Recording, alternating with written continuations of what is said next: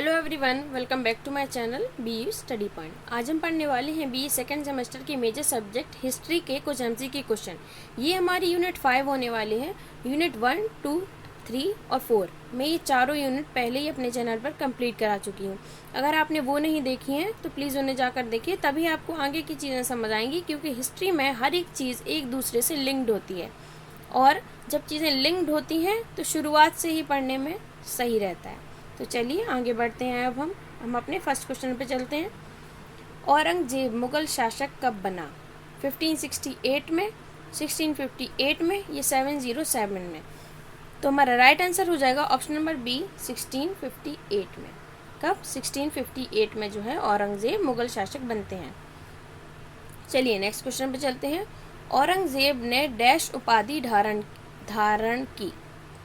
आलमगीर, महावीर या कोई नहीं? तो जो औरंगजेब हैं उन्होंने आलमगीर की उपाधि धारण की थी, जिसका मतलब विश्व विजेता होता है। ये उन्होंने खुद से ही धारण की थी ये उपाधि। चलिए ये देखिए मैंने लिखा भी है यहाँ, आलमगीर का मतलब विश्व विजेता। चलिए अब हम अपने नेक्स्ट क्वेश्चन पे चलते हैं। किस शासन ने जजिया व तीर्थ कर को फिर से लगाया? अकबर ने या औरंगजेब ने? तो देखिए मैं पिछले वीडियो में भी ये बता चुकी हूँ कि किसने उन्हें हटाया था और किसने पुनः लगाया था। देखिए मैं फिर बता देती हूँ कि जो अकबर हैं उन्होंने तीर्थ कर को और जजिया कर को हटा दिया था, और औरंगजेब जो जब शासक बने तब उन्होंने इन्हें पुनः लगा दिया था। तो हमारा राइट आंसर हो जाएगा ऑप्शन नंबर बी, औरंगजेब। चलिए नेक्स्ट क्वेश्चन पे चलते हैं। औरंगजेब का शासनकाल है, औरंगजेब का शासनकाल बताना है हमें। 1654, 1684, ऑप्शन नंबर बी है 1554 से 1684, ऑप्शन नंबर सी है 1658 से 1707। तो हमारा राइट आंसर हो जाएगा ऑप्शन नंबर सी। देखिए मैंने आपको पहले ही बता दिया था कि शुरुआत कब हुई थी, तो 1658 दिया ही था, तो बस आप ऐसे भी कर सकते हैं। अगर आप इन्हें सीक्वेंस से पढ़ लेंगे तो आपको डेट्स याद रखने की ज़रूरत भी नहीं पड़ेगी। चलिए आगे बढ़ते हैं।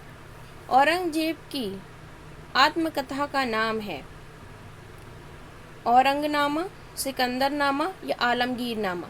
तो देखिए औरंगजेब ने जब अपने आप को टाइटल दे रखा है विश्व विजेता का, जो कि आलमगीर जिसे कहा जाता है, जिससे उनने कहा है, तो उनका जो आत्मकथा होगी वो उसे हम आलमगीरनामा ही तो कहेंगे। क्या कहेंगे? आलमगीरनामा। चलिए नेक्स्ट क्वेश्चन पे चलते हैं। औरंगजेब की राजधानी निम्न में से है? औरंगाबाद, सिकंदरा या दिल्ली? देखिए इसमें तो डायरेक्ट उनका नाम ही आ रहा है, तो औरंगाबाद ही इसका राइट आंसर हो जाएगा। चलिए नेक्स्ट क्वेश्चन पे चलते हैं। औरंगजेब की माता का नाम है कंधारी बेगम, मुमताज़ महल या हसीना बेगम? तो औरंगजेब की जो माता है उनका नाम है मुमताज़ महल। औरंगजेब जो थे वो शाहजहाँ के बेटे थे। किसके बेटे थे? शाहजहाँ के। चलिए आगे बढ़ते हैं। वास्तुकला में सबसे कम रुचि रखने वाला मुगल शासक कौन है? देखिए वास्तुकला में सबसे कम रुचि रखने वाला जो मुगल शासक है वह औरंगजेब है। इन्होंने अपने शासनकाल में कोई बहुत ज़्यादा आर्किटेक्चर नहीं करवाया है, ना बनवाया है। इन्होंने बस जो छोटी चीज़ें थीं उन्हें ही सही करवाया है और बनवाया है, और इनका कोई बहुत ज़्यादा योगदान नहीं है आर्किटेक्चर में। तो इसीलिए हमारा right answer option number C हो जाएगा, औरंगजेब। सबसे ज़्यादा जो मुग़ल शासक है जिसने वास्तुकला पे ध्यान दिया है वह है अकबर। उन्होंने अपने शासनकाल में सबसे ज़्यादा इमारतें बनवाई, महलें बनवाए और मस्जिदें भी बनवाई। तो सबसे ज़्यादा योगदान अकबर का रहा और सबसे कम औरंगजेब का। चलिए आगे बढ़ते हैं। क्वेश्चन नंबर 9, औरंगजेब के पिता का नाम क्या है? ये तो मैं आपको अभी पहले बता चुकी हूँ, तो इसका राइट आंसर हो जाएगा ऑप्शन नंबर सी, शाहजहाँ। चलिए नेक्स्ट क्वेश्चन पे चलते हैं। औरंगजेब ने गोलकोंडा पर विजय कब प्राप्त की? 1670, 1669 या 1680? तो हमारा राइट आंसर हो जाएगा ऑप्शन नंबर बी, 1669। क्या? 1669 हमारा राइट आंसर हो जाएगा। चलिए नेक्स्ट क्वेश्चन पे चलते हैं। क्वेश्चन नंबर 11, मुगल वंश का अंतिम शासक कौन था? कामरान, हिंडला या फिर बहादुर शाह जफर? तो मुगल वंश के जो अंतिम शासक हैं वह हैं बहादुर शाह जफर। ये मुगल वंश के अंतिम शासक होते हैं। बहादुर शाह जफर कब शासक बने? तो हमारे ऑप्शन है 1836, 1837 या 1857। तो हमारा राइट आंसर हो जाएगा ऑप्शन नंबर बी 1837। 1837 में ये जो हैं शासक बनते हैं। चलिए नेक्स्ट क्वेश्चन पे चलते हैं। मुगल वंश का अंत किस वर्ष में हुआ था? 1857, 1863 या 1864। तो हमारा राइट आंसर हो जाएगा ऑप्शन नंबर ए 1857। आप तो जानते ही होंगे जो 1857 का जो विद्रोह हुआ था उसमें इन्हें लीडर बना दिया गया था, बहादुर शाह जफर को। तो उसके बाद जो है पहले तो विद्रोह होता है और जो सिपाही होते हैं वो जीतते चले जाते हैं, लेकिन अंत में जो ब्रिटिश होती है वो इन विद्रोहों को बहुत जल्दी ही शांत करवा देती है और फिर इन्हें लीडर बनाया गया था बहादुर शाह जफर को। तो फिर इनके जो जितनी राइट्स होती हैं उन सबको छीन लिया जाता है और इन्हें जेल भेज दिया जाता है जहाँ पर इनकी मृत्यु हो जाती है। चलिए नेक्स्ट क्वेश्चन पे चलते हैं। बहादुर शाह का समय काल है, अभी आपने पढ़ा है तो आप बता ही सकते हैं काफ़ी जल्दी, क्योंकि अभी जस्ट हमने देखा कि कब शुरू हुआ था कब ख़त्म हुआ था, और इसका आसान भी है क्योंकि पीछे दोनों में 7 आ रहा है। 1837 में शुरू हुआ था और 1857 में इनका जो एंड हो गया था इनके शासन काल का। तो हमारा राइट आंसर हो जाएगा ऑप्शन नंबर बी 1837 से 1857। हमारा 15 क्वेश्चन है, मुगल वंश का सबसे महान शासक कौन है? अकबर। देखिए अकबर इसलिए महान है क्योंकि इन्होंने बहुत छोटी एज में ही जो अपनी राजगद्दी है उसे संभाला था।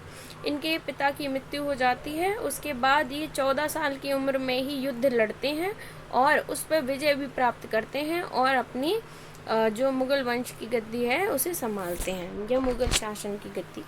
चलिए अब देखिए मैं आपको बता देती हूँ, मैंने आपसे कहा था कि अगर आप चेन वाइज याद कर लेंगे तो चीज़ें बहुत आसान हो जाएंगी, इसलिए मैंने लिख दिया है कि आपको कोई प्रॉब्लम ना हो।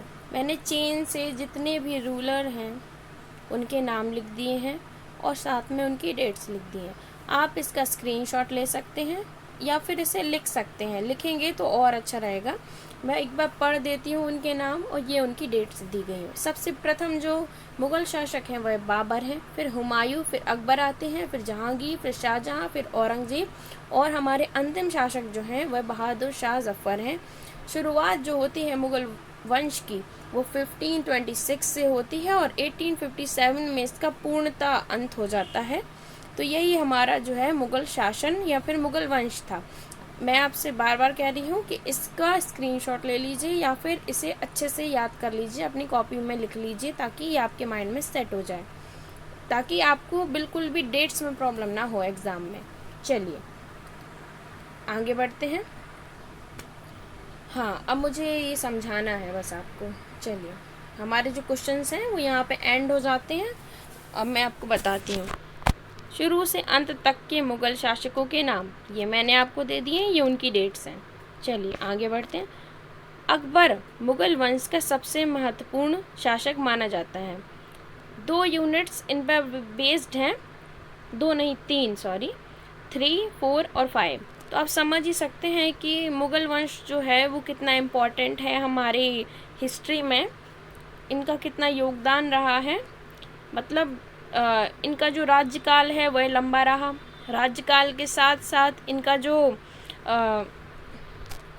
कंट्रीब्यूशन रहा आर्किटेक्चर की तरफ या वास्तुकला की तरफ वह भी काफ़ी ज़्यादा रहा। अभी 7th यूनिट में हम उसके बारे में भी पढ़ेंगे। मैं आपको बताऊंगी कि इनका क्या क्या कंट्रीब्यूशन रहा और किस किस तरीके की चीज़ें इस्तेमाल की गई हैं वास्तुकला को बढ़ाने के लिए या उसे बढ़ावा देने के लिए। तो मैंने आपको पहले ही बताया कि अकबर जो है वो सबसे महत्वपूर्ण शासक हैं। चलिए फिर नेक्स्ट है, इन 7 शासकों को मुग़ल वंश का अहम शासक माना जाता है। देखिए मैं आपको बता देती हूँ, कन्फ्यूजन आपकी दूर कर देती हूँ कि सिर्फ 7 शासक ही नहीं हैं जो मुग़ल वंश में थे, और भी थे, लेकिन मेनली जो माना जाता है वह ये 4 हैं। मतलब मेन ऐसा नहीं है कि इनके अलावा भी नहीं थे, बीच में कुछ और भी रहता है, और भी रहते हैं, बट जो मेन शासक हैं वह हम इन 7 को ही मानते हैं। चलिए नेक्स्ट पे आ जाते हैं। बाबर द्वारा स्थापित इस साम्राज्य ने भारत पर लगभग 200 वर्षों तक राज किया। 200 वर्ष एक लंबा समय होता है जिसमें इन्होंने काफ़ी अपना जो है कंट्रीब्यूशन दिया भारत में। इसीलिए इनका जो यूनिट है आप देखते हैं कि 3, 4, 5 3 यूनिट, एक बहुत बड़ी बात है कि सिर्फ इसमें ही मुग़ल के ही बारे में दिया हुआ है। तो जब उन्होंने 200 वर्षों तक राज किया है तभी ये ऐसा पॉसिबल हुआ है। तो बाबर द्वारा स्थापित इस साम्राज्य ने भारत पर लगभग 200 वर्षों तक राज किया है। अब हम आगे बढ़ते हैं। मुग़ल वंश को भारत के इतिहास का अहम हिस्सा माना जाता है। चलिए अब हम अपने कुछ क्वेश्चंस पे आ जाते हैं जो कि काफ़ी इम्पोर्टेंट हैं। ये डेट्स हैं जो मैंने आपके लिए रखी हैं, जो अब हम करने वाले हैं।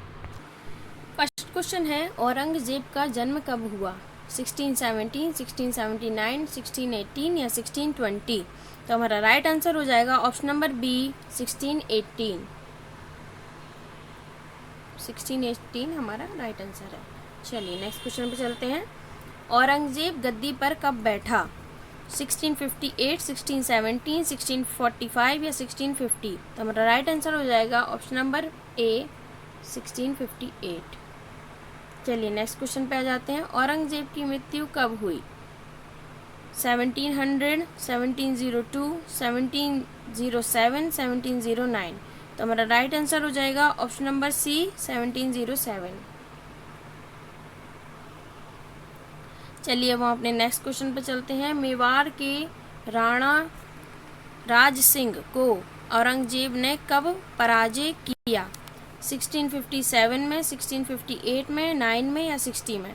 तो हमारा राइट आंसर हो जाएगा ऑप्शन नंबर डी, 1660 में।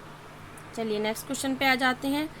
मथुरा के गोकुल जाट ने औरंगजेब के विरुद्ध विद्रोह कब किया था? तो हमारे ऑप्शंस हो जाएंगे 1667, 68, 69 या 70।